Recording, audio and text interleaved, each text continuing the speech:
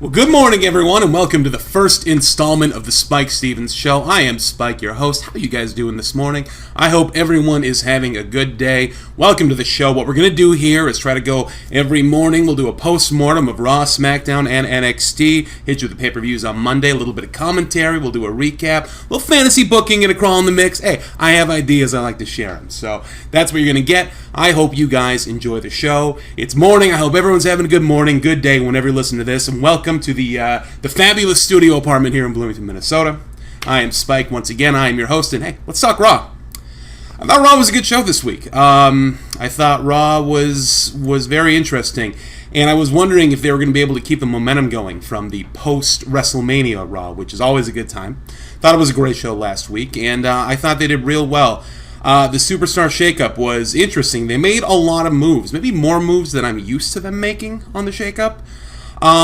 It was a big show. A lot of things happened. We have a new U.S. champion. We'll get to that in just a sec here. And, a lot of fun.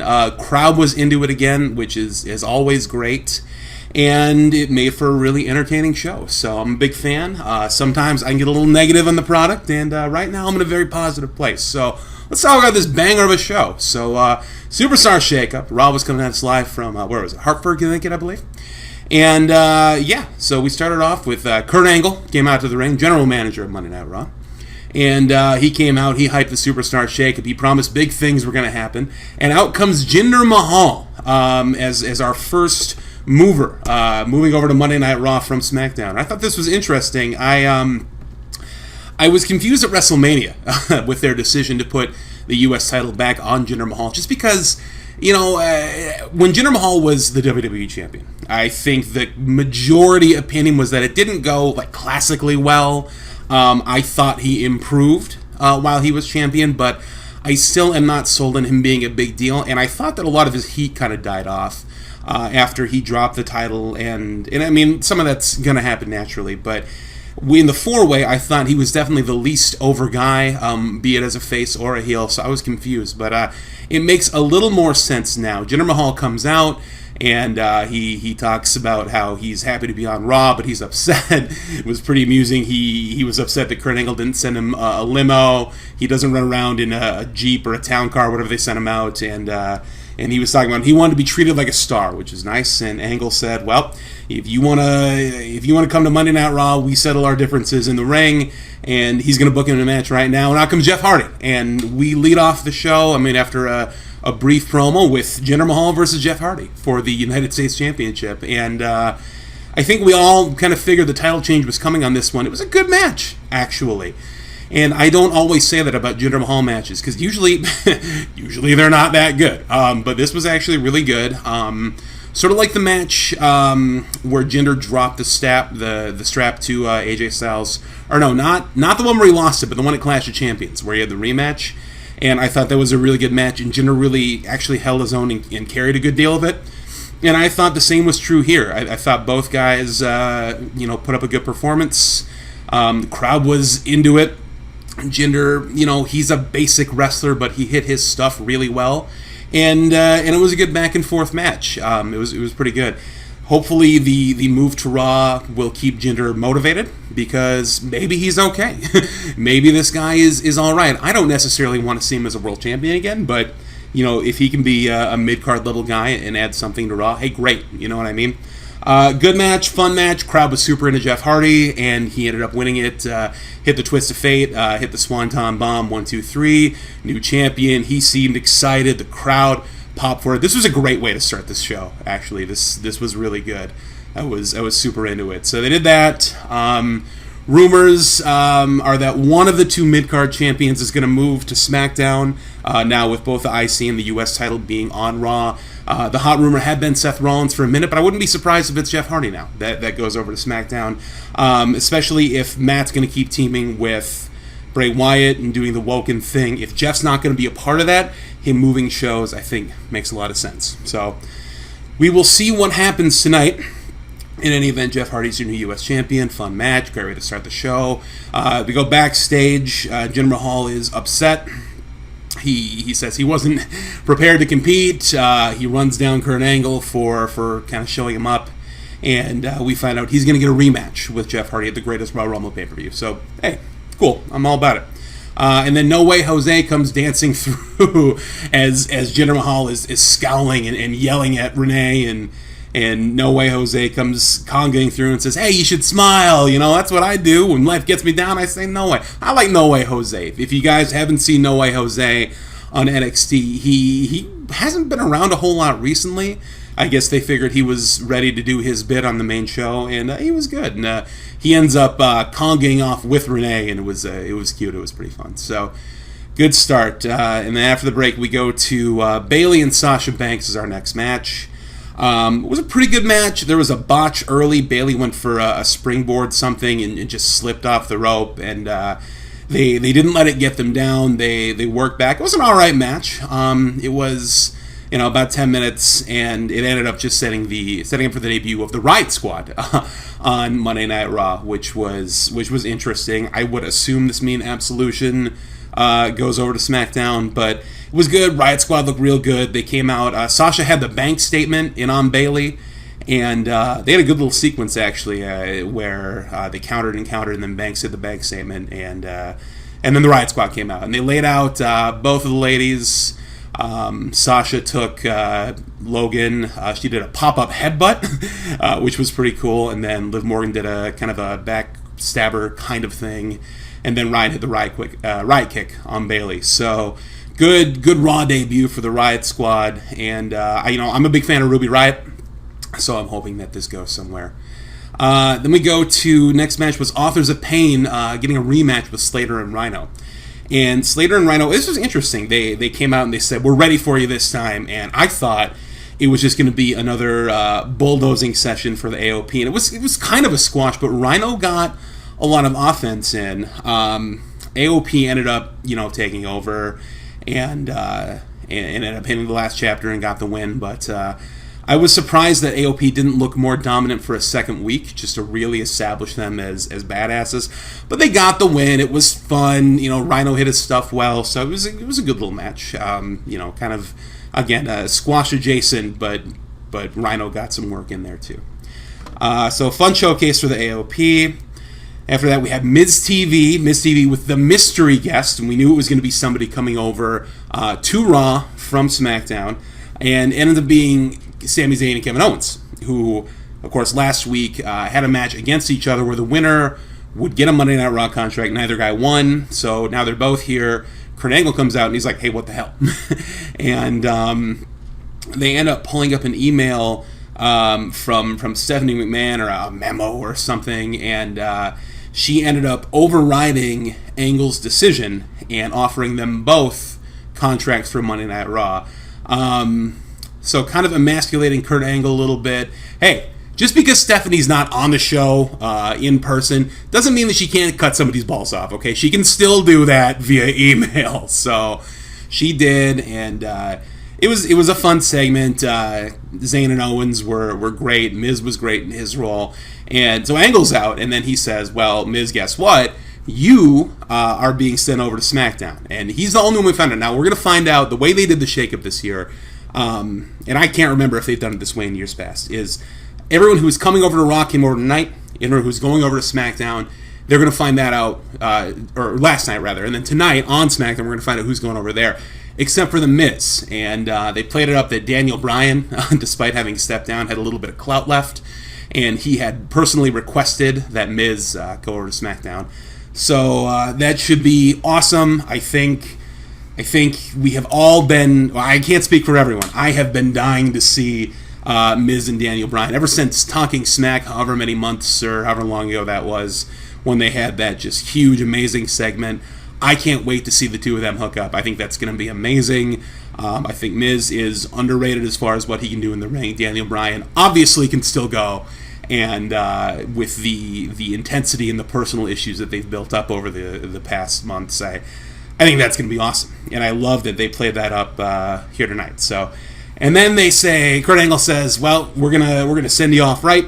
They're going to do a 10-man tag match. So it's Miz and the Miztourage and Zayn and Owens, the newest Raw superstars, against Rollins, Balor, Lashley, Strowman, and a mystery man to be announced at the end of the show. And this ended up being a good match. We'll get to that. I was surprised that they had Strowman kind of playing well with others and Lashley kind of thrown into this match. I thought they might treat those two guys a little more special. I don't know who I would have put in their place necessarily, but it was, I thought, an interesting choice. But yeah, it ended up being a good match. So everyone in this segment was awesome. Miz TV is always a good time. Miz is an amazing dick heel, and it's going to be fun to see that on Tuesdays now instead of Mondays. So that set up the main event, big 10-man tag. And then after that, we get Matt Hardy and Bray Wyatt against the Revival. Now, this was the finals of the Tag Team Eliminator Series. The Bar was on commentary. Coach kind of pissed me off because he kept asking, what does the Bar mean? And it was just weird. I felt like that's super obvious. They don't set the bar, they are the bar, meaning they are the standard in the WWE Tag Team division. It was a weird talking point for the commentary team. Beyond that, match was fine. It was clearly, we all knew Matt Hardy and Bray Wyatt were going to win this match, which they did. Match was it was a TV match. It was kind of there. Hardy and Wyatt hit their spots. The Revival were never really in it, never really seemed like a threat, and it was all to set up the tag team title match at Greatest Royal Rumble, and that's fine. It's a bit of a shame just because the Revival were so good at one point, but they've had the injury issues and everything since their debut a year ago, and it's disappointing to see that. But hey, you can't get everyone over on every night, so this was fine. Hardy and Wyatt are the hot act right now. I'm enjoying them. I'm not a big Bray Wyatt guy necessarily, but I'm enjoying him. Just it's a little tweak. He's doing the wonderful, and in this team, it's just a little tiny tweak to the character of Bray Wyatt, and he's paired up with a pretty good actor, Matt Hardy. So I'm into it right now. We'll see how things progress, but yeah. So yeah, Matt Hardy and Bray Wyatt win the match, win the Tag Team Eliminator Series, and that's your title match at Greatest Royal Rumble. So then we had a weird kind of music video style commercial celebrating the change to co-branded pay-per-views. This was so weird, but it speaks to the WWE. They need to make everything that they do seem like the greatest, the most important thing. And that's the era we're in, right? The era of historic, the era of greatest ever. God, Tony Schiavone could make fistfuls of dollars calling everything the greatest night in our sport right now, because that's how they sell everything. So they have this huge, elaborate video for the change to co-branded pay-per-views, which they all will be now going forward. I believe they're doing one a month. So that's going to cut the number of pay-per-views down to 12. For me, that's a good thing. I think they had 16 last year, and that's just overkill. 12 is good. It's going to result in fewer guys getting pay-per-view shots, which is a bit of a bummer, but it should make for entertaining shows. So and fewer of them. So I'm for it. But a weird way to kind of showcase that. But that's fine. That's WWE. We had the Bar backstage. They're upset, and then they run into the Fashion Police, who are now on Raw. And the Fashion Police write them a ticket because the Bar is wearing camo jackets and kilts, and nothing goes together. And the Bar are kind of goofy looking guys, so this was fun. It was harmless fun. It ended up setting up a match later on, which we'll get to. But this was a fun little debut for Breezango. And then we have, they recapped Ronda beating up on Stephanie McMahon. We've all seen that a million times. And then Natalya is backstage. Yeah, that's when they did. So they recap Ronda being a badass. And they have Ronda talking to Kurt Angle. And then Natty shows up. She's now moving to Monday Night Raw. And was wondering how this is going to go. They're playing up kind of a teacher and student dynamic. Ronda said, they hogged. Ronda said, Angle's like, I didn't know you two knew each other. Ronda said, no, she helped train me, so it'll be interesting to see where they go with this. Then we had Ember Moon versus Mickie James. This was supposed to be with Nia and Alexa on commentary. Ended up just being Nia. And midway through the match, they have Alexa come back and say, she's backstage. And they cut to her and she says, I'm not going to be out there with that bully. So they're keeping up this whole who's bullying who angle, which it's fine. It's something to do. The match was really good. It was short. I liked it. I guess, you know what? If I'm being honest, the match was fine. The match ended. Go on YouTube. Go on the Twitters. Go wherever you need to go. Find the finish to this match. If you didn't see it last night, Ember Moon and Mickie James last night on Monday Night Raw. Match, again, it was short, it was fine, it was a TV match, but Ember ended up hitting the Eclipse. And the sell on this by Mickie James is fantastic. She took the stunner and flipped over Ember's shoulder and kind of like almost hit the ropes, or she did hit the ropes. It reminded me of when The Rock used to take the stunner, and I know that this is polarizing. I know some people hate this, but when he would take the Stone Cold Stunner back in the day, and he would just flip up and like flip backwards and like bounce off the ring ropes and look like he was being pinballed around the ring. I was always amused by that. I thought it made the move look really cool, and I thought this looked good too. This reminded me of that. So really cool fish, that match. Ember Moon gets a win, continues to be showcased, and that's good because she's fresh and she's talented. So I'm all about it. We cut backstage to Miz and Owens and Zayn. They're talking strategy, all right, so Owens and Zayn are talking strategy. Miz shows up, and then he says, "This needs to be all about me and my finale on Monday Night Raw." And then they cut to the Miz Taraj, Bo and Axel, and they're just kind of sitting in the corner, not doing anything. And Miz is like, "Hey, get your shit together." And then they all say, "Yeah, we're going to kick their ass." So that is set up the end of the main event later.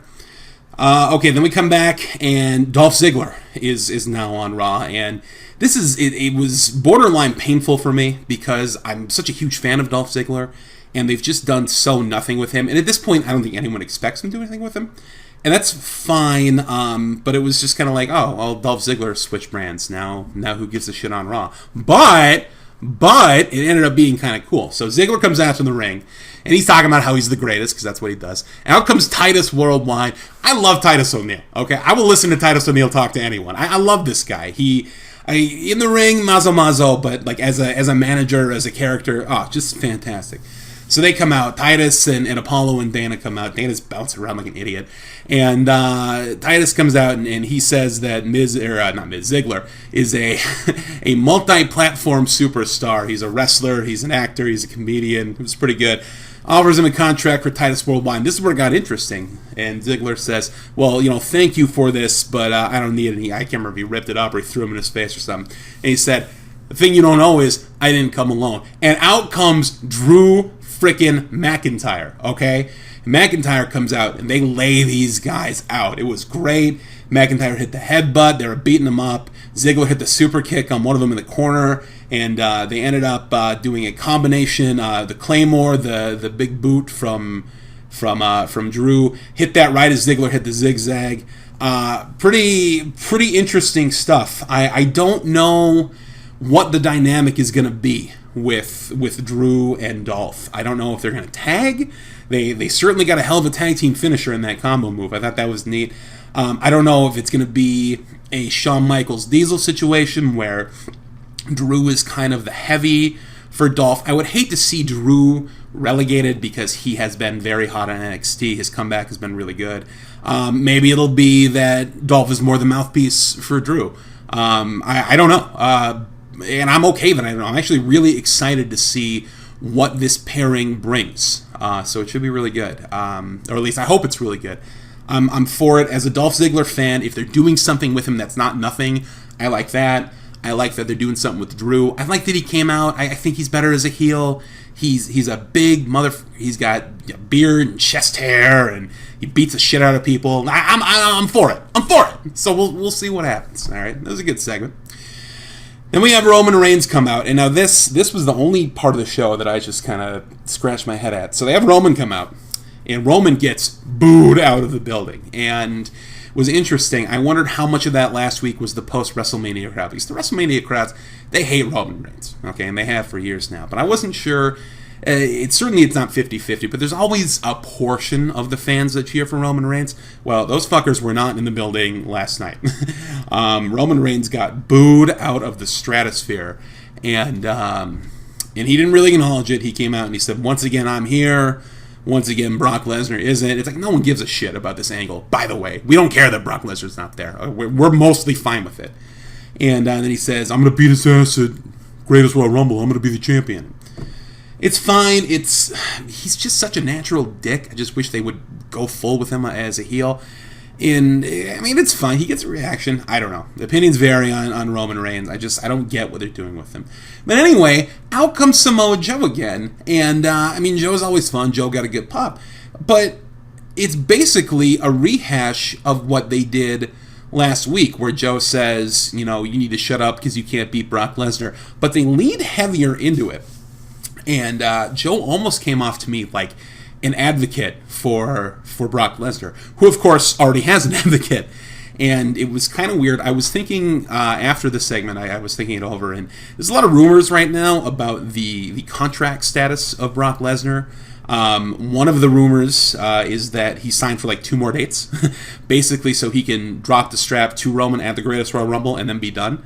No idea if that's the case or not. Remains to be seen. But if it is, and if Paul Heyman is on a similar deal where he's just going to be out there with Brock Lesnar and then he's going to go, that would make a lot of sense if they have Joe basically being this surrogate advocate for Paul Heyman. If they don't want to use Paul's remaining like 2 dates to have Joe come out and kind of hype up this match that he's not even in. And they ended up actually airing Joe, who, by the way, is going to have his own match with Roman Reigns at Backlash. Joe comes out, and he actually cues up a video package, not of himself, but of Brock Lesnar beating up Roman Reigns. Just weird to me. It was a good promo. Joe is always a good promo. It was just weird. It was a rehash, basically, of last week. So, anyway, Roman says, why don't you come down here and fight me? And he calls him fat, and it's like, God damn it, you're an unlikable son of a bitch. Just turn the guy heel. Just do it. I don't understand. You guys, I don't get it. They didn't do it, and then Joe goes down to the ring, and then he leaves, and then he makes again like he throws a towel off, and then he says, I'll fight you on my time. And it's fine, but it's... Again, it's presenting Roman as, he's the badass. He's the one that wants to fight. But he's also, whiny and unlikable. It's weird. This was kind of weird for me. I'm excited to see Samoa Joe back. I'm excited to see the match at Backlash. I like Reigns as an in-ring guy.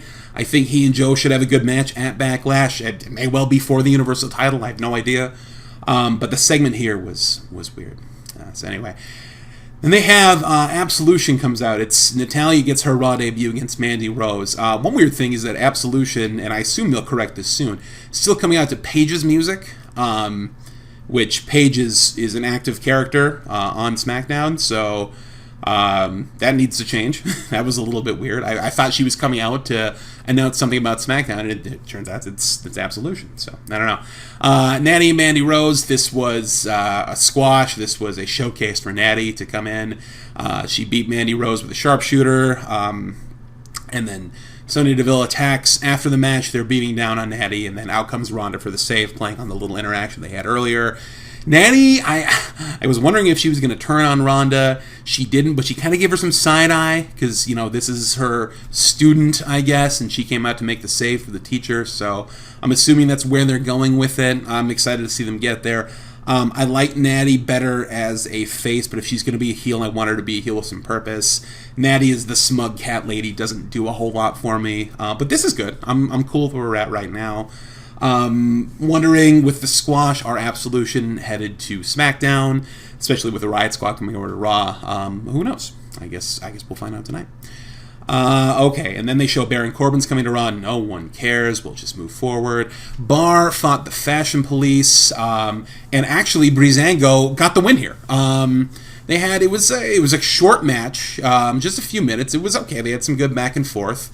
And Breeze rolled up Cesaro for the surprise 1-2-3, and commentary sold it like a big upset, which was fun. The crowd popped for it. Crowd is still pretty into Breezango, which is interesting because the creative team really dropped them hard kind of midway through last year, but the crowd was still into it. So that was cool to see, and we'll just see what happens going forward. I assume there aren't long-term plans for Breezango as a top-tier team. I could be wrong. I'd love to be wrong. I think those guys are really talented. They had a fun spot where I think it was Cesaro went for a sunset flip on Fandango, and Fandango had put on the camouflage jacket, I think, because he was mystified by this garment. And anyway, Fandango's trying to hold up his balance, and he's wiggling around, and he throws off the jacket, and he keeps wiggling, and then he catches his balance, and he starts doing the hip thrusts. Oh my gosh, it's ridiculous. They're a fun act. They're really talented. So this was cool. This was cool to see him not just get squashed over. So that was neat. So yeah, it was a fun match. Some people might say it's a little weird for the Bar to lose, as the champions going into a big match, but yeah, that happens. And I thought this was good. I thought this was fun. Then we go backstage. Elias is backstage. Renee welcomes him out, and he calls her Rachel, and he says, I know you wanted this interview because I'm such a big star, but I only play the big towns now. He runs down Hartford and says he's not going to play there. And then he says, well, okay, but I'll play for you because you wanted this interview. And Renee says, we don't have time for performance. And Elias just starts playing anyway. He runs down the town. I enjoy his act as a good old school heel. And he starts playing, and they just cut away. And it's fun. It sells Elias as an annoying character. And this was cute, and it was good. And then they say, hey, Brock Lesnar's going to be on Raw next week. Yeah, no one cares. It's fine. And then we have the main event. So again, it's Sammy and KO and Miz and the Miztourage against Balor, Rollins, Bobby Lashley, Braun Strowman, and the mystery man who ends up being Bobby Roode. And that was cool. I didn't expect him. I figured he would stay on SmackDown and work with whatever mid-card team they have over there. But he came over. The fans were into it. People were excited. I still think that this man desperately needs a heel turn. I am not feeling face Bobby Roode. He has no character. He has an entrance, and that's it. And so much of what got him over in NXT was that he had that dick character down pat, and the entrance made sense there. And now it's just an entrance that's over on its own merits, which is great, but it doesn't make me enthralled to see this guy on my TV screen. He's a good worker. I've been a fan of Bobby Roode since TNA, since he was bullying Eric Young around, and then he was in Beer Money, and he was in Fortune. I think the world of this guy. But I desperately want to change character here. But nonetheless, cool to see him on Monday Night Raw. The match went about how you would have thought. The faces largely dominated. Ended up being Braun Strowman got the hot tag from, I think, Rollins, and Miz was in the ring, and he goes to tag the Miztourage, and Miztourage jumped down off the apron, and they're going to tag him in anymore because, hey, they're getting split up now. So, no reason to be the Miz's lackey anymore. And facial expression tonight as Miz realizes what's happened, and he slowly turns around with a horrified look on his face to see Braun Strowman, and Braun just charges him, squashes him in the corner, hits the power slam, and gets the win, and that's the final moment of the night. The good guys won. Rude got to do some fun stuff in his debut, but the showcase was really on Miz and then on Braun Strowman at the end there, which is good. Braun should be the guy they're building around right now. So, pretty cool moment. Still remains to be seen what's next for Braun as far as a program, what they're going to do with Bobby Lashley, who was just a guy in this match here. I assume that they brought him in to be more than that. I'm not a huge Bobby Lashley guy, but clearly the opinion on him is that he's improved a lot. So a lot of remains to be seen, but that's good. That's what the superstar shakeup should be. Is a what are we going to do next? So a lot of good stuff here. A good show overall. Had a boatload of people coming over to Monday Night Raw. So tonight on SmackDown we'll see if we get an equivalent amount of people going over to SmackDown. Certainly with Rude, Baron Corbin, and Jinder Mahal all coming over to Raw, they need somebody to fill in the ranks. We'll see who that ends up being. But it should be good. And this was a great Raw. I really have no complaints outside of the weird Roman Reigns, Samoa Joe interaction. Just Roman Reigns in general. That's largely my complaint with a lot of what's happening right now. And I'm not a hater. I like the guy in the ring, but what they're doing right now, the presentation just doesn't make sense to me. So if you agree, if you disagree, let me know in the comments. Again, this is the the inaugural episode of the Spike Stevens Show. I am Spike Stevens, your radio host with the most. And we will see, hopefully we'll have another one up tomorrow, recapping what happens on Tuesday night SmackDown Live, Part 2, the Superstar Shakeup. And hope you guys enjoyed this, and let me know, like I said, down in the comments. And hey, we'll see you next time. Thanks.